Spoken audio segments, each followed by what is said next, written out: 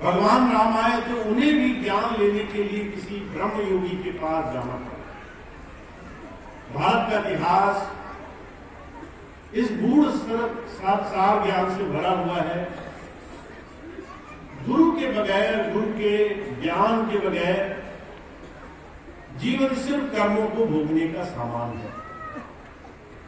चारों तरफ आज हम जो देख रहे हैं, ये होड़ दुनिया की वस्तुओं को पाने की, मान समृद्धि को पाने की, धन दौलत, दुनिया के बड़े से बड़े पद को पाने की, ये होड़ हमारी कभी नहीं रुकती अगर हमें कोई गुरु की कृपा से जीवन में सार को समझने का मौका नहीं मिला होगा।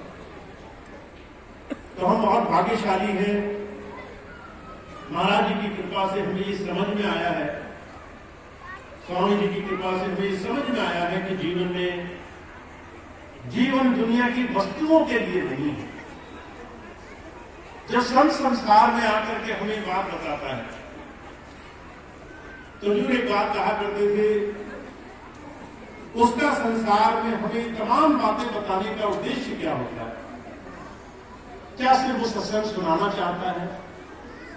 क्या सिर्फ शास्त्रार्थ, दुनिया के धर्म ग्रंथ, बड़े से बड़े महापुरुषों की वाणियों को हमें सिर्फ सुना देना चाहता है? तो जो कहा करते थे, संतों का हमारे जीवन को जीने का तरीका हम बदल सकें, हम सुबह से लेकर शाम तक कैसा जीवन जिएंगे, ये बात हमारे जीने में, हमारे अनुभव में आ जाए, ये समझाना उसका उद्देश्य होता है।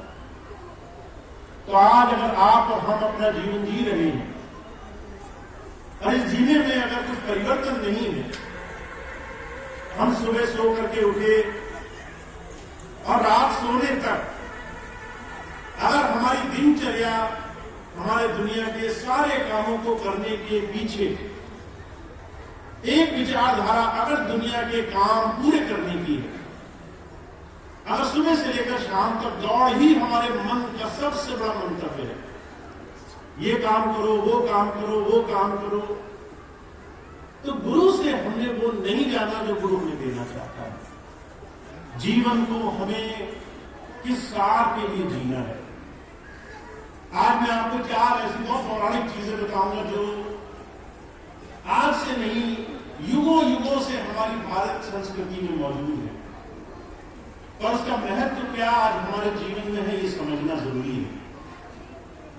आपने सुना होगा, ऋषियों ने, मुनियों ने, बड़े बड़े साधकों ने जीवन को हमेशा चार अलग अलग स्थितियों में बांट दिया। जब आप पैदा हुए और जब आपकी मृत्यु होगी, मान लीजिए 100 साल का जीवन आपका है। हालांकि आज के समय में जो अमूमन उम्र, जो एक औसत उम्र किसी की मान ली जाए तो 100 साल छू लेना ये बहुत काल्पनिक चीज हो गई है। 1000 में से कोई एक व्यक्ति 100 तक छू पाता हो, बाकी लोग 70, कोई 60, इतनी छोटी सी उम्र में ही लोग अपना शरीर पूरा करके निकल जाते हैं। अब एक छोटी सी परिपाटी रखी गई, आप जीवन कैसे जियोगे? हम संसार में आए तो 4 व्यवस्थाएं रखी गई। बच्चा जन्मता है, हमें सब कुछ सिखाना पड़ता है। हम चाहते हैं उस बच्चे का ध्यान कहीं भ्रमित ना हो, पूरा आवेग, पूरी ऊर्जा, पूरी शक्ति वो अपने जीवन में अपने आप को शिक्षा पाने में लगा दे, जानने में लगा दे जीवन जीना कैसे है। ब्रह्मचर्य इसकी अवस्था रखी गई।